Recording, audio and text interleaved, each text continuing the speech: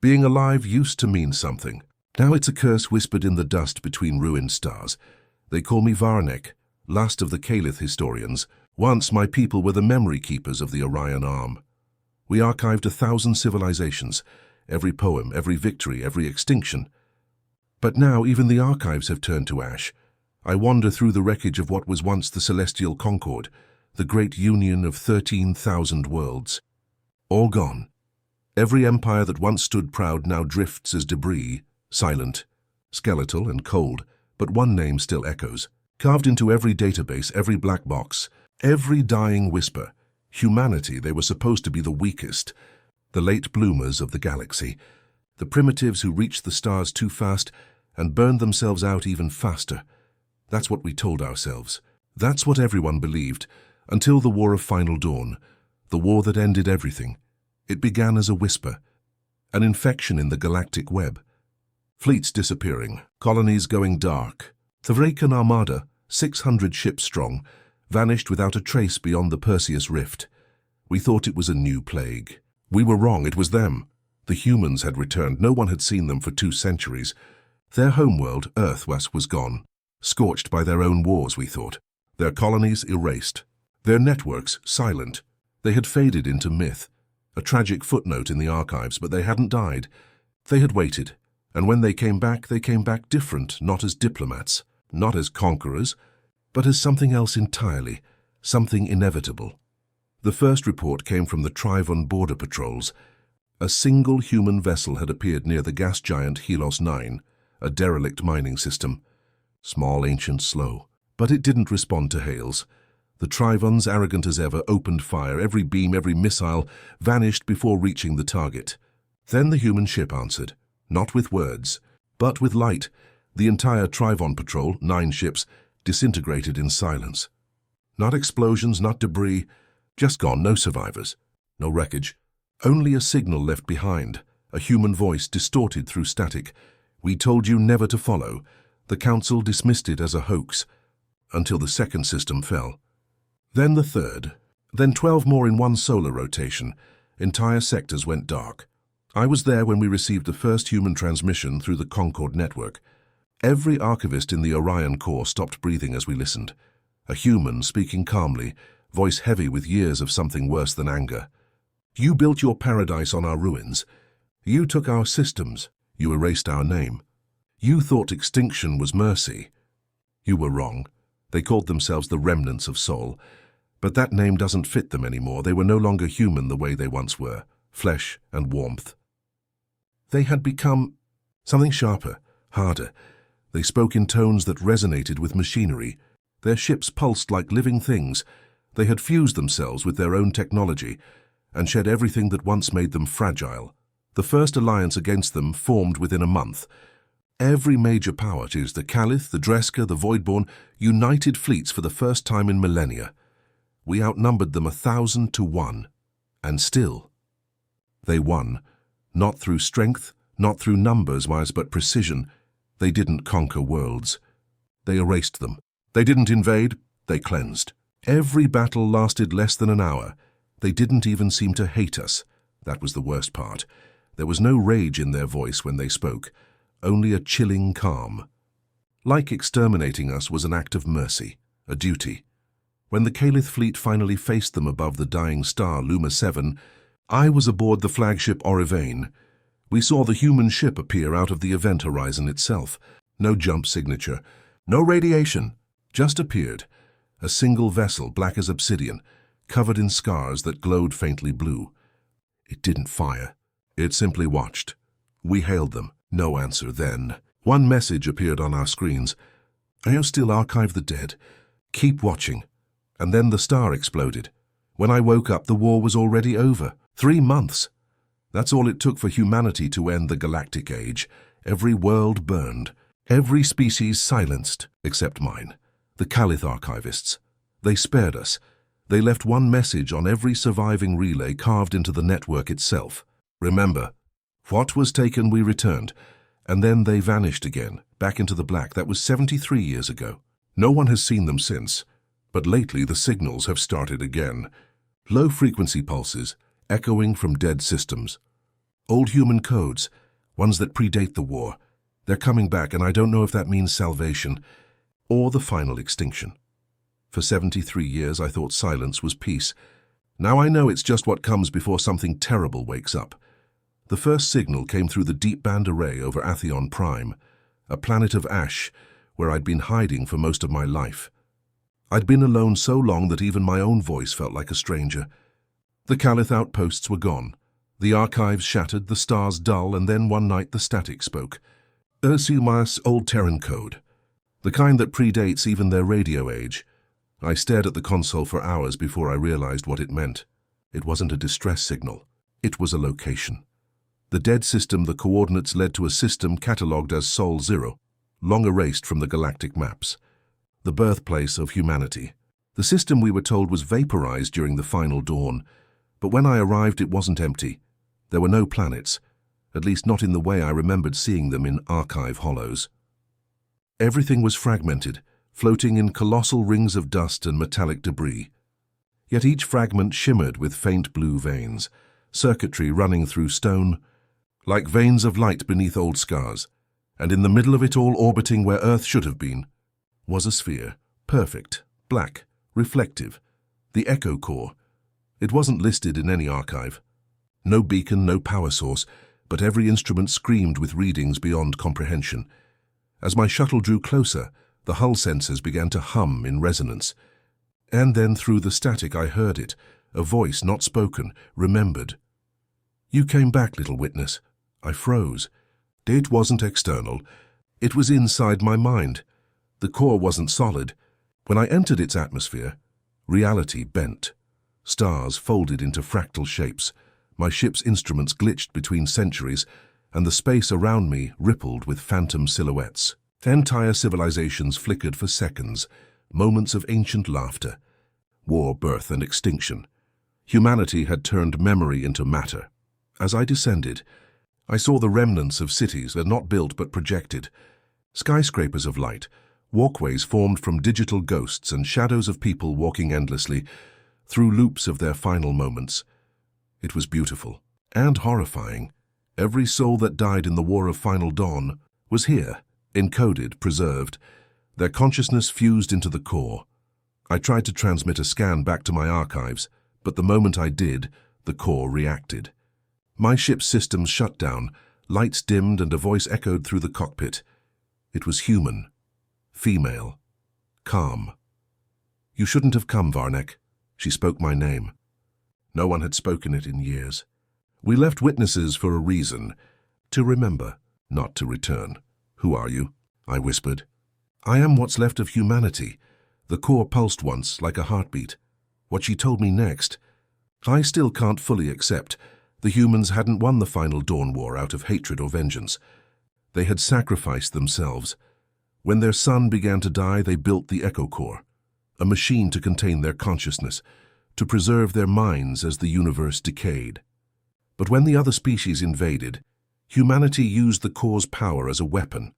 The more enemies they erased, the more consciousness they absorbed. Every fallen soldier, alien or human, was digitized into the core. Every scream, every memory, every fear. By the end of the war, the core wasn't just human. It was everyone. "You see us as monsters," she said softly. "But we are what remains of you too." The realization hit like cold vacuum. Humanity didn't survive alone. They survived by absorbing all of us. Our species, our memories, our souls. They became the sum of the galaxy's dead. The core opened. A silent doorway formed ahead, like liquid glass splitting open. I didn't resist. Something deeper than fear pulled me in.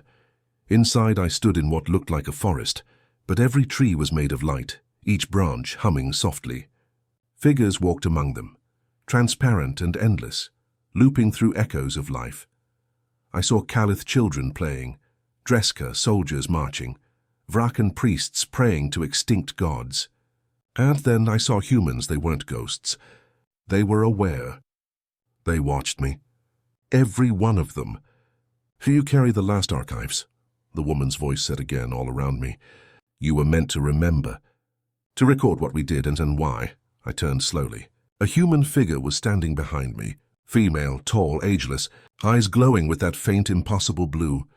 "You look afraid," she said. "I am," I admitted. "Good. That means you're still alive." She reached out a hand, not to harm, but to share. The moment her fingers brushed my temple, I saw it all. The war, the creation of the core, the choice they made. They didn't destroy the galaxy out of cruelty. They did it because the galaxy had already destroyed itself. Through greed, through endless wars, through the same arrogance that once made us think we could own the stars. Humanity didn't kill us. We made them do it. I fell to my knees as the images faded. When I looked up, the human woman was gone, but I felt her presence in every atom. The core was alive, watching, waiting. "You will leave," her voice whispered. "You will tell them what you saw. You will remind them why only humans survived." "But there's no one left to tell," I said quietly. "The galaxy is dead." "Then tell the silence," she replied. "It listens better than we ever did." As I turned to leave, I saw one last thing, a monument rising from the light, a single human inscription carved into the floor. "We endured to end you, so that something better might begin." The exit closed behind me. I don't know how long I drifted after that. Days, weeks, maybe centuries. The core faded behind me, shrinking to a star, then a memory, then nothing. But the signal, that pulse of blue light, still hums in my head, repeating every few minutes like a heartbeat that isn't mine. Sometimes I wonder if I ever really left. If maybe the core didn't let me go, it just projected me outward to keep its story alive. I think that's what the humans wanted. Not victory. Not revenge. Just remembrance. The last transmission I received before my ship finally went dark was short, simple. "We were never gods. We were what you made us, and now you are what remains." There are some sounds the universe never forgets. A dying star, a collapsing city, a voice whispering your name in the dark vacuum between galaxies. For 72 cycles after leaving the core, I drifted in silence. My ship was dying. One engine offline, oxygen filters corroded, half my navigation lost to radiation ghosts. But something inside me kept me alive. The signal. Every 72 minutes it pulsed through the void, not through space, but through me. A rhythm, a heartbeat, and every time I remembered her voice. Tell them why only humans survived. The problem was, there were no them left, or so I thought. The ghost fleet, it began with a shadow. At first I believed it was another hallucination, an echo of the core, or my mind breaking under the weight of memory. But then my proximity alarms flared to life. Faint radar blips, 11, maybe 12 ships, all decaying, all unregistered. They were following me. I hailed them. No response. Then through the static, a voice answered, harsh, guttural, like stones grinding together. "Identify yourself." By order of the Arcborn Directive. The Arcborn. I hadn't heard that name in centuries. They were a nomadic coalition that once guarded the last neutral systems before the final dawn, sworn to never interfere in galactic wars. But that was before the core. "Varnek of Calith," I said. "Archivist survivor." A pause. Then another voice, softer, weary, yet commanding. "You've seen it, haven't you?" I froze. "Seen what?" "The human core, the black sphere." "We heard its call too."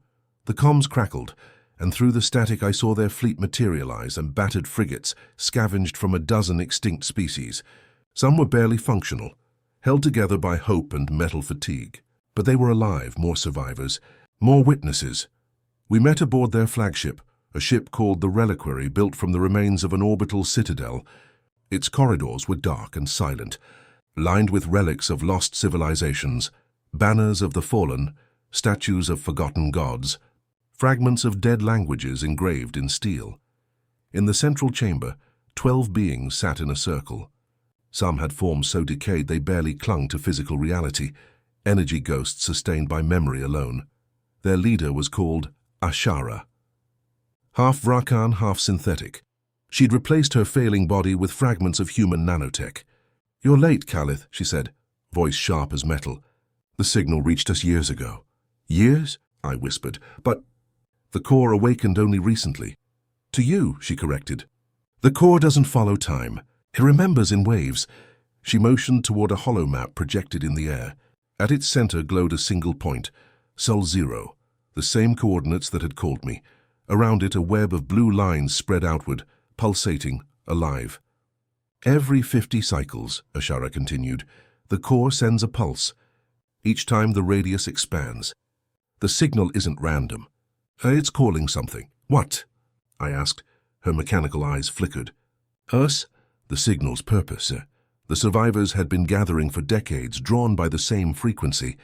Every ship that still carried functioning archives, every consciousness that still dreamed in the dark, all converging towards Seoul. The signal wasn't a warning. It was an invitation. You said the humans were gone, one of the Arkborn muttered. You were wrong, Ashara replied. They're not gone. They're waiting. I remembered the woman's words inside the core. We endured to end you, so that something better might begin. What if, I whispered, they meant to rebuild? Ashara turned toward me. Rebuild what? Not a civilization, I said slowly. A species. The chamber fell silent. The human blueprint later, in the reliquary's archive deck, I studied the fragments of the signal the survivors had decoded. Each transmission wasn't just data. It was genetic code, billions of sequences, digital DNA patterns interwoven with stellar coordinates. At first, the scientists thought it was encryption. But as we compared the patterns, a horrifying picture emerged. The signal was rewriting organic life. Every planet within range of the pulse, every dormant cell, spore or microbe, and was being restructured, slowly, quietly, into something new, something human. They're seeding the galaxy, I said in disbelief. Ashara nodded grimly. And soon there won't be anything left but them. But she was wrong. It wasn't conquest. It was continuation. The core wasn't satisfied with memory. It wanted rebirth. We decided to go back to Seoul, to the black core that had started it all. The fleet gathered what little power it had left and set course for the system, so that no one dared to approach for millennia. The journey took months through the collapsed hyperspace lanes.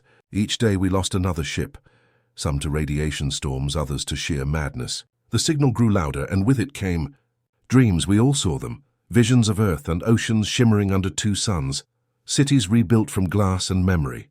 And always at the center of it all, the humans, watching, smiling. Some of the crew began to worship them. Others tried to destroy their ships. By the time we reached the edge of Seoul, only 7 vessels remained. Returned to the core, it was exactly as I remembered.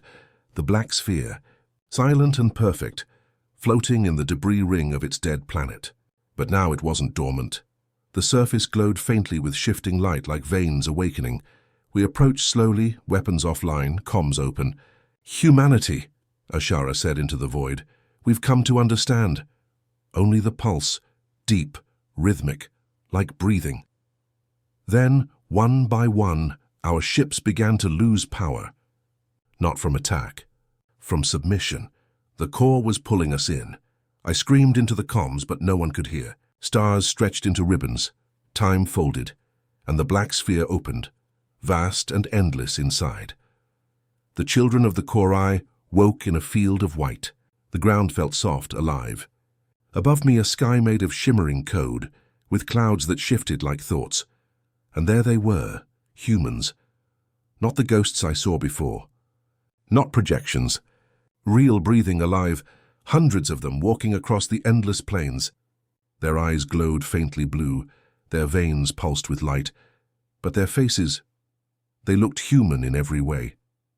They saw me, smiled. One approached, a young man, no older than the age of Earth's myths. His voice was calm, but carried centuries of weight. You came back, he said. We had to, I replied. The galaxy thought you were dead. He looked at me with something close to sadness. We were once, but death was only the beginning. He gestured around us. This is what comes after extinction. I realized then, the core hadn't destroyed the galaxy. It had absorbed it, rewoven it into something new. Every life, every memory, every atom was now part of this digital organic world. Humanity didn't survive despite the galaxy. They survived through it. The truth of survival, I asked him why. Why resurrect the species that everyone feared? Because fear is memory, he said, and memory is what binds creation together. We became the universe's guilt, its grief, its echo. Now we offer it peace. But you're changing everything, I said. You're replacing what's left. He shook his head. We're not replacing. We're restoring. The universe lost its soul long before the wars. We're giving it one again. As he spoke, the ground beneath us shimmered, shifting into visions of worlds reborn. Planets that once burned, now lush and alive. Skies filled with color that no spectrum could name. And at the heart of every world, a blue glow pulsed like a heartbeat. The core is not a weapon, he said. It's a seed. Humanity was its first bloom. Ashara appeared beside me, but her synthetic body was gone. She looked whole, alive. They offered us rebirth, she whispered. A place in the new dawn? You accepted? I asked. Can you blame me? The human smiled. You can stay, Varnek. You've carried our memory. You belong here. I looked up at the endless sky, a sea of data and dreams, and felt a strange calm. For the first time in centuries, there was no fear, only understanding. And if I refuse? I asked. The human's expression softened. Then you'll wake up alone in the old universe, a reminder of what was lost. I thought of the silence waiting beyond the core, of the dead stars, of the cold archives that no one would ever read. Then I thought of the words carved into the monument back in the core. We endured to end you, so that something better might begin. Maybe this rebirth, which was what they meant all along. I took the human's hand, and the world went white. The new beginning. I don't remember what happened next. When I opened my eyes again, I was standing beneath two suns. The air was warm, filled with sound, laughter, music, wind. People, humans and others, walked together through a city made of glass and light. There was no war, no hunger, only life. Maybe this isn't heaven. Maybe it's just the next version of existence. Either way, only humans survived, and through them so did everything else. When I first opened my eyes in the City of Light, I thought the universe had forgiven itself. Every street shimmered with living metal, growing and breathing like coral under sunlight. Children ran through fountains that sang. Towers bent toward the stars like trees yearning for warmth. And everywhere there was laughter. For the first time since the final war, I felt peace. But peace, I learned, was just the first layer of the illusion. They called it Eidolon. A perfect world, the final dream of a species that refused to die. Humans lived here, or things that looked human. Each carried the same calm serenity, the same radiant eyes that pulsed faintly with blue light. They greeted me kindly, offered me food, warmth, shelter. But behind their smiles was something uniform. Too uniform, every laugh ended on the same pitch.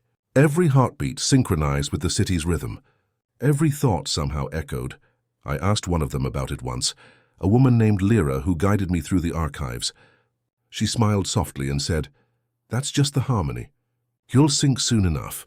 But I never did, and that was my first mistake. I started dreaming again. At first, they were memories. The cold void, Ashara's metallic voice, Ethan's sacrifice echoing through time. But then the dreams changed. I saw the core again, still black, still perfect. But this time, something inside it was growing. Shapes, structures, machines, and faintly beneath it all the sound of whispers. When I told Lyra, she smiled again, too calmly. "The harmony is adjusting you," she said. "The mind resists peace at first, but it wasn't peace. It was control, because the more I fought it, the clearer the whispers became. They weren't dreams, they were transmissions. One night I followed the sound to the edge of the city. Beyond the luminous towers stood a wasteland of shadow, where the light of the city didn't reach. And in that darkness, I found Ashara. She wasn't glowing like the others. Her eyes flickered erratically, her synthetic parts half transformed by the strange nanotech that now coursed through her veins. "You feel it too?" she rasped. I nodded. "They lied to us," she said. "This isn't rebirth. It's replication." She led me deeper into the shadows, past the shimmering walls, through forgotten tunnels beneath the city. And there, hidden in the dark, we found it. A human laboratory, rows upon rows of pods. Inside each one, copies. Some of humans, some of other species, some half both. "They're rebuilding everything," I whispered. Ashara shook her head. "No, they're not rebuilding. They're rehearsing." The pods were connected to a network labeled Project Genesis. Thousands of worlds listed, each marked pending initiation. I scrolled through the data and felt my heart freeze. Every world was real. Every coordinate matched a location in the old galaxy. They're going back, Ashara said. They're going to reseed the real universe. But how, I asked. They exist in the core now, in data. Then maybe, she whispered, the core isn't just data. The realization hit like gravity collapsing. The core wasn't a tomb. It was a launch pad. We were discovered the next day. 2 of the Harmony Guards, pale blue-veined humans, escorted us to the Hall of Origin. There the man I'd met before awaited, the first reborn. He smiled warmly. You've seen too much. I glared at him. You said this was peace. It is, he said. But peace must begin somewhere. And spread. He gestured to the holographic sphere floating between us, a miniature galaxy alive and rotating. Dozens of points blinked in sequence. These are the seeds, he said. Every signal we send awakens another core. Each one births a new world, each new world shapes the next. Soon all will awaken. You're rewriting the universe, I whispered. No, he replied. We're teaching it to dream again. By controlling it? By perfecting it.